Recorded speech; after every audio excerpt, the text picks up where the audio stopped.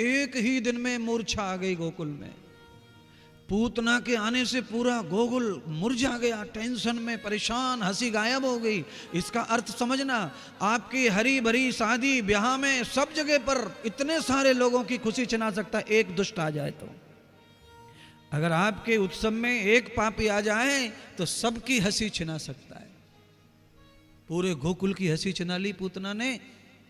ऐसा प्रहार किया भगवान के ऊपर, बालकों के ऊपर।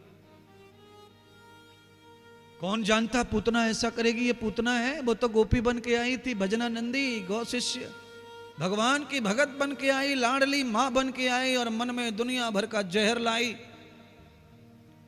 इसीलिए बाहर पूरे दुनिया के विद्वान कहते हैं कि स्त्री का चरित्र समझना बड़ा दुर्लभ है। स्त्रिया चरित्र, मैं ऐसा कह रहा हूं, ये मेरी बातें नहीं है, आप सब जानते हैं। स्त्रियां भी ऐसा बोलती हैं। स्त्रिया चरित्र किसने जाना? ये तो अद्भुत चरित्र है। मां का रूप लेकर आई और ये हालत लाला की, वो भी भगवान की, क्योंकि दुष्ट कंस से मिली हुई है, धन का लालच लगा हुआ है, अपनी न जाने कौन से बदले को लेकर यह भावना पूतना में आई है और उसने ऐसा किया।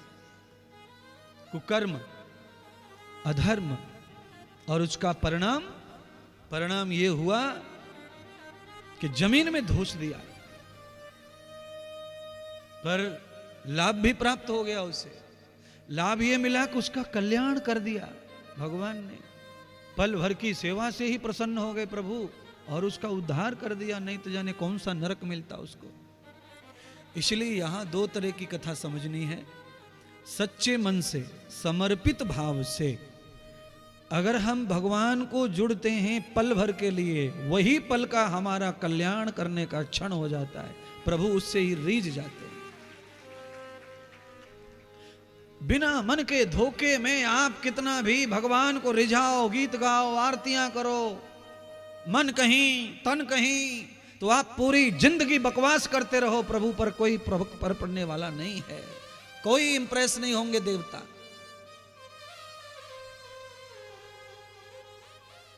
हमारे तुम्हारे ऊपर इंप्रेस नहीं है भगवान।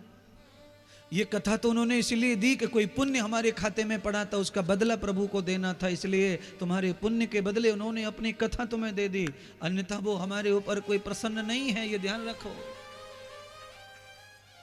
हमारा कल्याण हो जाएगा, परमात्मा उस दिन प्रसन्न मानो, और हो जाएगा। कल्याण के लिए बहुत हिमालय जाने की जरूरत नहीं है। पूतना की कथा से ये सीख लो कि पल भर के लिए कोई सच्चा प्यार कर ले,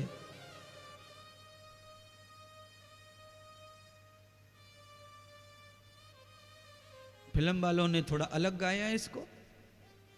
पल भर के लिए कोई हमें चाहे झूठा ही, वो उनका है फिल्म वालों का। भागवत कहती है कि झूठा प्यार क्यों? झूठे प्यार का अर्थ क्या है? झूठे प्यार में रखा क्या है? झूठा प्यार तो छल है, झूठा प्यार तो ठग है। पर उनको क्या दिखाना? उनको तो वही दिखाना है जो दिखाना है। कैसे भी पब्लिक जो है बावड़ी हो, पैसे दे, चले।